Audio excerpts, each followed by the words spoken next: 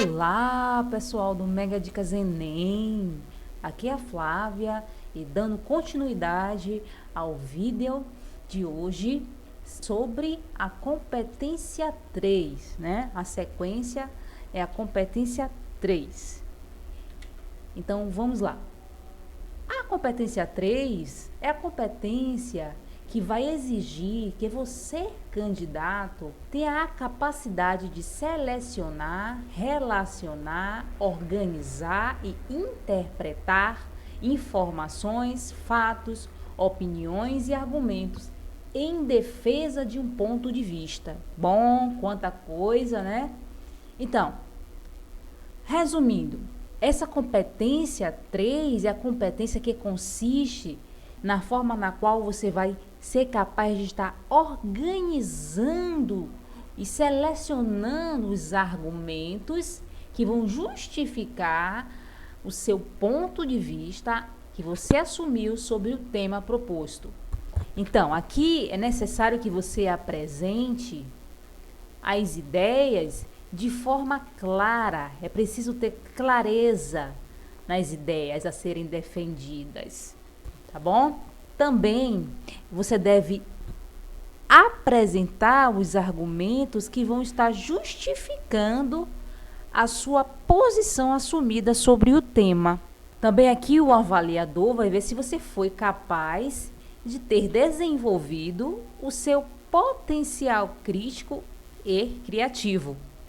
Também, se você foi capaz de utilizar informações coerentes entre os parágrafos, né? É necessário que você apresente informações coerentes entre os parágrafos.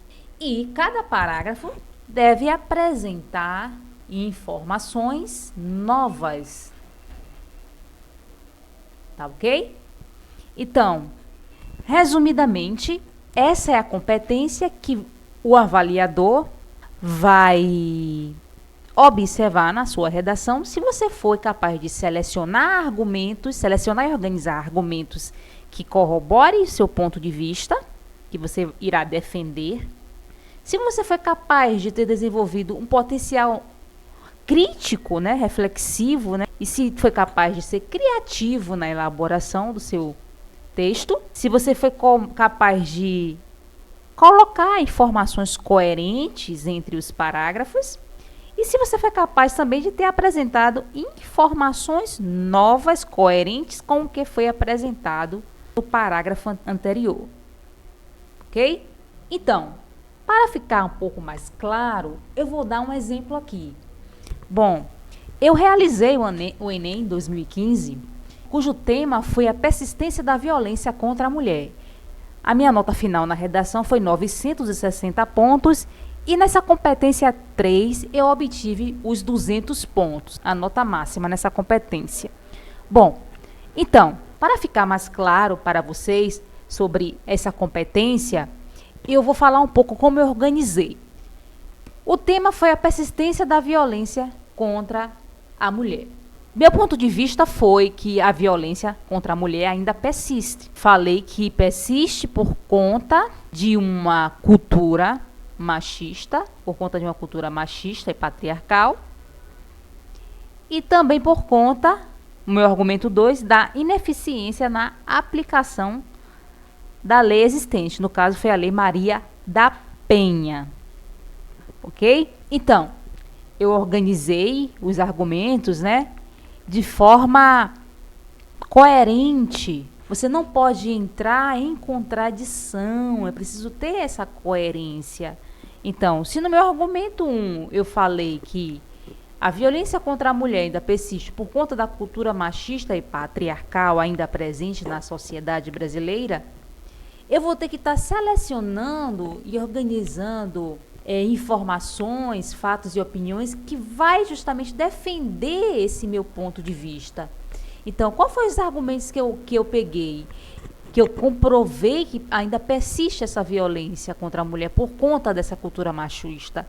Eu coloquei que prova disso é ainda presente os casos de violência. Lá no texto dos motivadores, tinham dados estatísticos que corroboravam isso. dados estatísticos altos de milhares de casos de mulheres que sofriam violência psicológica, social, física. Então, eu utilizei esses dados no meu, comprovando lá o meu desenvolvimento 1, mas não somente esses dados, pessoal. Utilizei também fatores históricos e argumentos de autoridade. Então, eu desenvolvi o que? A coerência. Eu não entrei em contradição. Os dados que eu apresentei corroboraram com o argumento 1, de uma cultura machista e patriarcal. O argumento 2, que foi a ineficiência na aplicação da lei existente, que é a Lei Maria da Penha.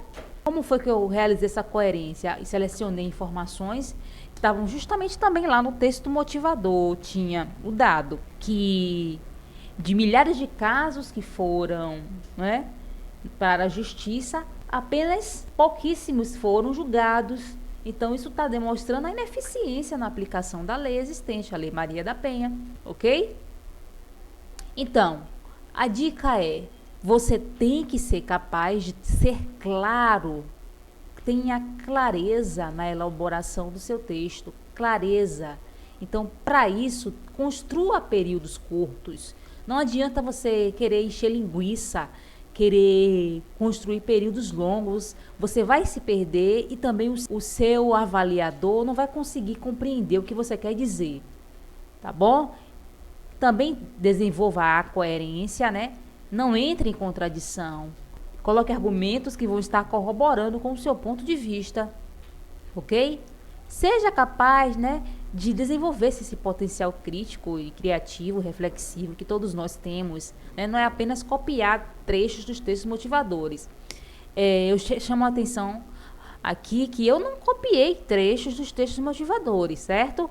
Eu peguei apenas alguns dados que estavam lá presentes no texto, que corroboraram com o meu argumento 1 e o meu argumento 2, mas eu fui capaz também de utilizar outros dados, eu realizei a minha criatividade, eu coloquei fatos históricos, coloquei argumentos de autoridade também, porque aquela coisa, exemplos não é argumentos, é preciso argumentar.